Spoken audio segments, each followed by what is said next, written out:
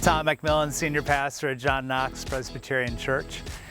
I think it was about last week, Jess was coming home from a meeting on the east side and the storm was raging and 90 heading west was flooded.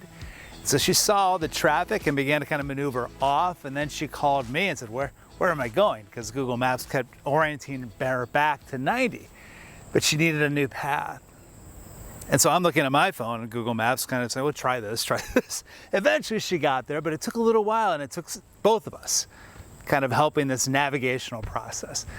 And so we ask that as a church as well, as we're stepping into this fall season. Where are we going? And how do you handle, the chances, the changes and challenges together? And where's God in that equation?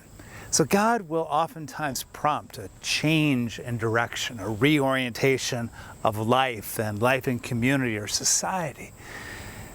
God may prompt that. But then we have all kinds of ways to dismiss, neglect, sabotage that direction, because it's hard sometimes.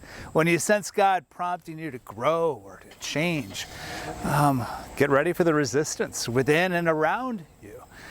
But eventually there is a measure of discontent with just settling for what you've always done.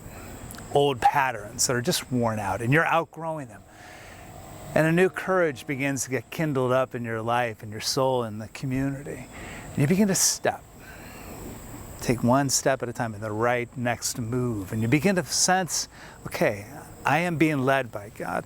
I can't always see the path, but I trust that the one who has prompted this idea, this chance to change, is going to be accompanying me into that change and assuring me of an abiding presence. And that gives even more courage to then just experiment, try, move together. You don't have to have perfection.